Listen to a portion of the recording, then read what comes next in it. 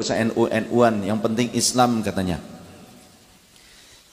Kita tidak akan kuat jika kita bersikap demikian. Karena yang sudah terjadi, kenapa secara sejarah NU dibentuk? Karena ketika para ulama-ulama yang membentuk NU ini, mereka ketika masih belajar di Makkah, salah satu pengajar di Makkah pada saat itu eyang saya, ayah dari kakek saya, Sayyid Ahmad Zakaria, mengajar di Babus Salam. Diberikan rumah oleh Syarif Hussein di Jabal Gubes. Beliau salah satu mufti di Masjidil Haram.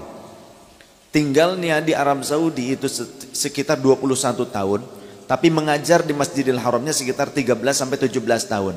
Selebihnya pernah tinggal di Mesir, pernah tinggal di Persia, pernah tinggal juga di Syam, begitu. Mereka seperti Mbah Wahab Hasbullah, Mbah Hashim Asy'ari, ketika pulang ke Indonesia, mereka membawa amanah dari guru-gurunya yang asli Indonesia. Syekh Nawawi Al-Bantani, Syekh Ahmad Khatib bin Abdul Ghaffar Asy-Syambas, Mursyid Thariqah Qadiriyah wa Naqsyabandiyah, asli-asli Indonesia. Syekh Arsyad Al-Banjari, yang mereka mengajar di Masjid Nabawi, mengajar di Masjidil Haram. Pada saat pemberontakan terjadi di sana, termasuk yang saya itu ikut melawan pasukan Inggris. Pasukan Inggris yang ikut membantu keluarga Ibnu Saud untuk memberontak. Yang sebelumnya tidak berhasil, Muhammad bin Saud, kemudian dilanjutkan oleh cucunya Abdul Aziz bin Saud. Yang saya ikut serta dalam melawan pemberontakan tersebut, perang saat itu, ya. Nah, apa perangnya hanya dengan orang Arab yang Badui itu? Tidak. Ternyata justru berperang dengan tentara Inggris. Kenapa tentara Inggris bisa datang ke Arab, belum jadi Saudi? Karena mereka lah yang menjadi dalang dari pemberontakan yang terjadi. Yang kemudian kita ketahui saat ini juga Irak hancur, kemudian Mesir juga porak-poranda, Syam juga porak-poranda, Libya hancur. Yang bertarung siapa? Orang setempat, sesama muslim. Tapi di belakangnya yang nyokong senjata ternyata orang-orang asing, orang-orang luar yang mereka membenci Islam dan ingin mengambil kekayaan alam negara-negara Islam. Bagaimana caranya? Mereka berupaya untuk menguasai kekuasaan pemerintahnya dengan menjadikan pemberontak sebagai boneka. Pemberontak sebagai boneka. Maka jangan sampai itu terjadi di Indonesia, karena itu pun diupayakan untuk terjadi di Indonesia. Maka para ulama-ulama tersebut, santri-santri yang ada di Mekah, di Madinah, pulang ke Indonesia membuat satu jam'iyah yang besar untuk menguatkan Ahlus Sunnah wal Jamaah. Karena di sana sudah direbut, Syarif Husainnya jatuh, tumbang, kemudian dibuang ke Yordania, jadi negara Yordania. Dulu belum jadi negara dulu, ya. Termasuk yang saya juga pulang ke Indonesia, banyak para ulama yang dari Indonesia yang terbunuh di sana. Kemudian ada juga yang melarikan diri, ada yang ke Afrika, ada yang ke Yaman. Kemudian ada juga yang pulang kembali ke Indonesia, pulang ke Malaysia. Karena di sana tidak bisa dipertahankan lagi Ahlus Sunnah wal Jamaah. Ketika kudeta itu berhasil mereka lakukan, mereka membuat satu asas tunggal. Apa itu? Asas Wahabiyah.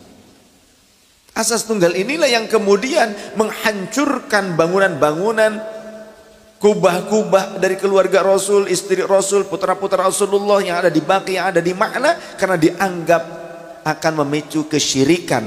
Padahal itu untuk berteduhnya orang-orang yang berziarah kubur, yang ziarah kubur itu merupakan sunnah Rasul. Dulu masih bisa lama-lama kita ziarah kubur di sana, tapi sekarang ziarah kubur tidak bisa lama.